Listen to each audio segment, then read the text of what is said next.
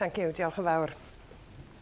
Thanks, and now that the technical hitch is over, if I can get through my presentation without a coughing fit, because I've got a heavy cold, that would be a fantastic bonus. Thank you very much for the invitation to come and speak here to you this evening. It's a great pleasure to be among so many people who are clearly taking a keen interest in Welsh politics. The agenda that you've had for the day looks to have been very interesting, and I'm only sorry that I wasn't able to spend time here with you discussing that and being more involved in your proceedings. I'm pretty sure that this point will have been made through the course of the day, but the size of Wales, with just 3 million people, is a good size to organise things politically, in my view anyway. Since devolution, one of the characteristics of Welsh democracy has been the approachability and the openness of Welsh politicians and Welsh political parties. And I believe that our small size has helped with this. Devolution has also meant that there are now opportunities for people that didn't exist before devolution. New and innovative research, for example, applied to the Welsh context, has the potential to genuinely influence policy and to help to improve our country. New ways to improve the ways in which we live together, the ways in which we share public spaces and resources, new political ideas, fresh thinking, are needed now more than at any other time during devolution. I and my Plaid Cymru team are very keen to ensure that our door, at least, is always open to new and innovative ideas, and we are in the process of opening up our policy-making operation. I'd ask you to keep your ears open and your eyes open for a new online ideas platform that we are looking to launch early next year, a new way of crowdsourcing ideas, and I hope that is something that you will all feel able to participate in. Because if we are to turn Wales around, we need the very best thinking, the best ideas to contribute to the programme of government. Our programme of government, Plaid Cymru's programme of government, in what I hope will be the government that I lead after 2016. And if any of you in this room think that you can make a contribution to that, we really want to speak to you. So please get in touch with our policy team if you think you can make a contribution to our programme of government for 2016. Now, I'm pretty sure that most of you will have been following quite closely the Silk Commission over the past few years. You may well have spent some time discussing the Silk Commission during your deliberations today. It's almost a year to the day that the first Silk report was published, and it's deeply frustrating that even now we still don't have the UK government's full response to the 33 recommendations made by Paul Silk. Responsibility is a key word for Silk, and the argument goes that true accountability can only exist when a government has responsibility for raising a material amount of the money that it spends. The Welsh Government and the National Assembly for Wales have responsibility for spending money on behalf of the people of Wales, so it should take some responsibility for raising at least some of that money. Now, there is consensus in the Assembly in support of having borrowing powers and in support of having control over the minor taxes such as stamp duty and landfill tax. Air passenger duty for long-haul flights has been ruled out, even though this same UK government happily transferred those powers to Northern Ireland.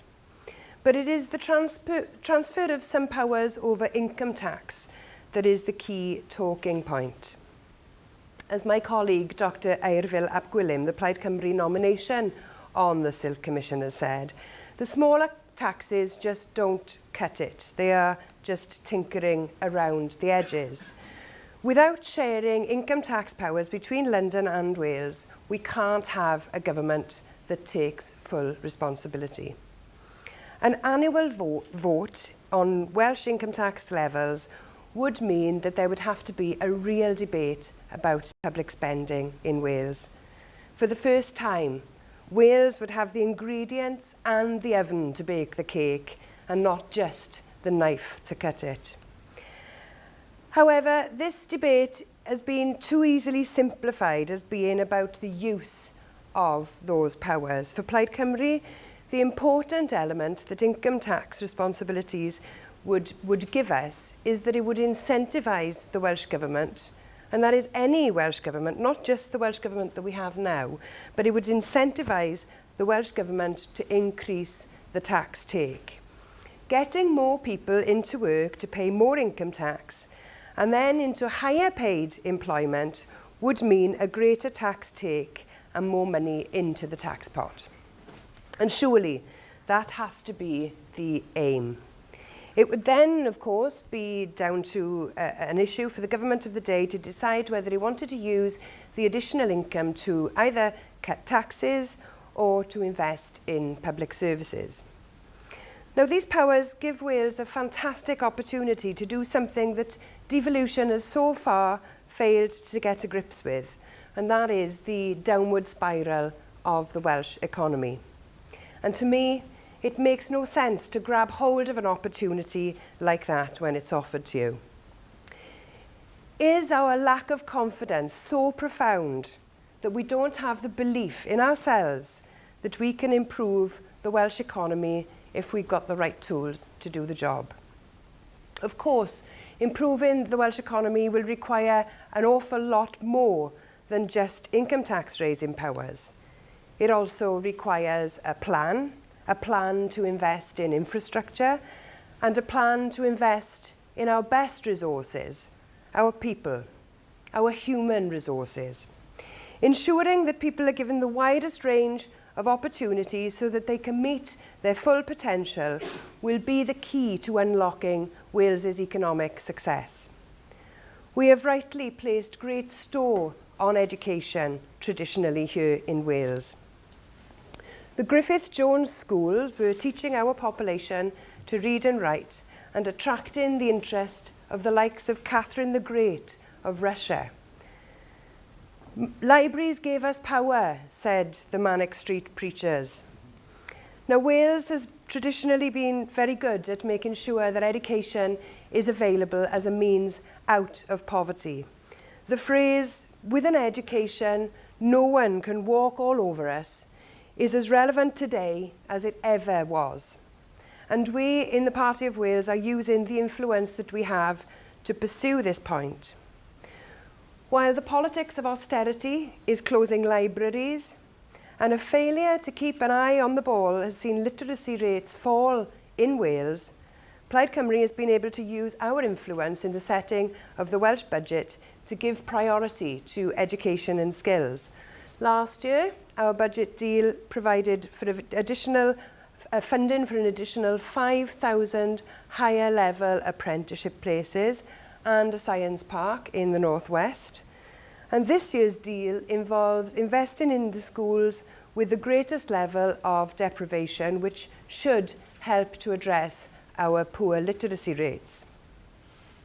In Wales, there is a clear and virtually undisputed link between poverty and underattainment, and the debates we have within Welsh politics reflect that. The same cannot be said for the education system on the other side of our border. There are, of course, many aspects of Welsh politics and policies which are different. We've, of course, seen a number of celebrated firsts here in Wales. The Children's Commissioner was a first. The carrier bag levy is another obvious one. Some of you may have been following the conference party season, and if you were following the conference party season, you would have seen that at Plaid Cymru's conference this year, I put forward what could potentially be another first for Wales. Under a Party of Wales government, there will be a sugary drinks tax. Of course, the ability to introduce this tax is dependent upon the Silk Commission that I referred to earlier on, and we will be more than disappointed if our hands end up being tied on introducing new and innovative taxes, particularly in the field of public health. The principle of nudge taxes is widely accepted. Few people would argue against using taxation to reduce consumption of tobacco or alcohol products.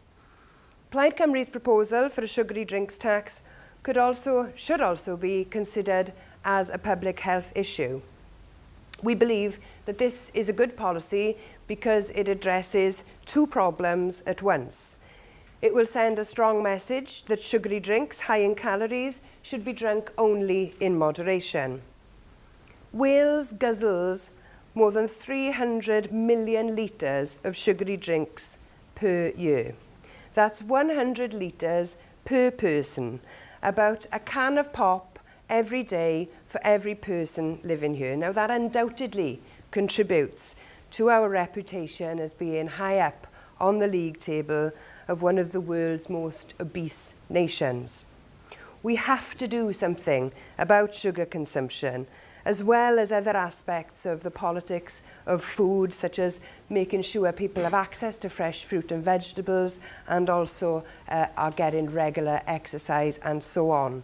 But this proposal addresses another problem that we have too, and that is a shortage of doctors. Plaid Cymru has pledged that the money raised from a sugar drink tax would be spent on training, recruiting an extra 1,000 doctors to work in the Welsh NHS and, importantly, incentivising them to stay here. This would bring the doctor to population ratio in Wales just up to the Welsh average. Although even with an additional 1,000 doctors, we will still be well below Scotland. Drawing on the academic work carried out in the Republic of Ireland for a similar proposal, we can anticipate a reduction in obesity in around 10,000 people. A further 15,000 people should no longer be overweight as a result of the change in behaviour that this policy will bring about. And we know from France, where a limited tax was recently introduced, that there is an immediate impact on consumption.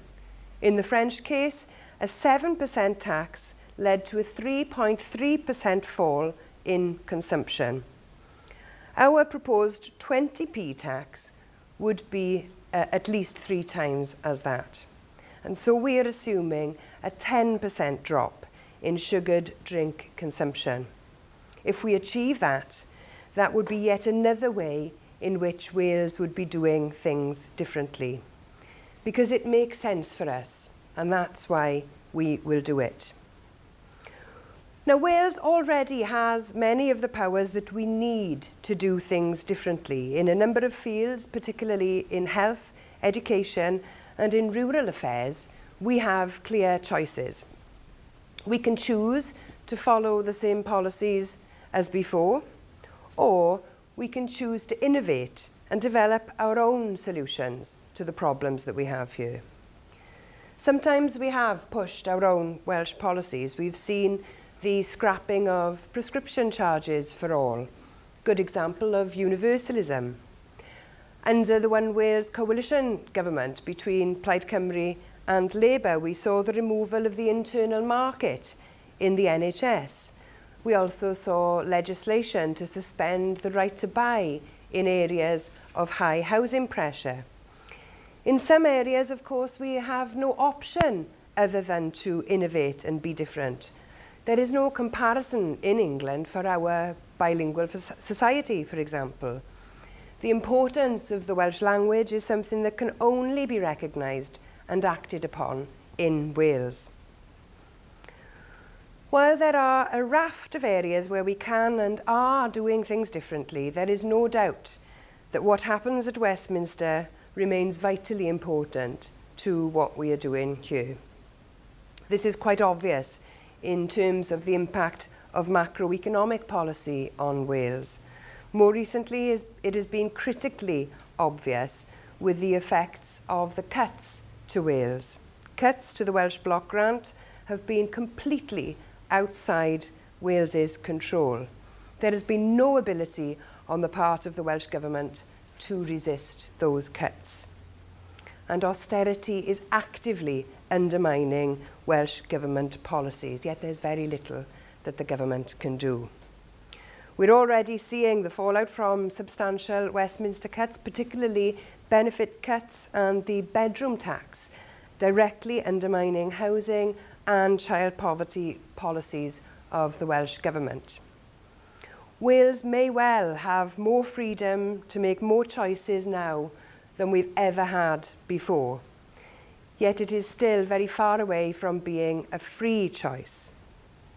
We now have the opportunity for it to be much more of a free choice. And I can tell you now that a Plaid Cymru government, my colleagues and I, after 2016, will do all that we can to maximise people's choices here in Wales, not just through the powers that Wales will hopefully gain through not just the first but also the second part of the Silk Commission process, but also through our attitude to government in Wales. A Plaid Cymru government would fundamentally change the relationship between Wales and Westminster. There would have to be a working together as partners. The dynamic between England and Wales would change fundamentally. And we will work to do everything that we can to make sure that we have a more balanced relationship of equals, because Wales deserves nothing less. And that in itself would be very different. Diolch yn fawr.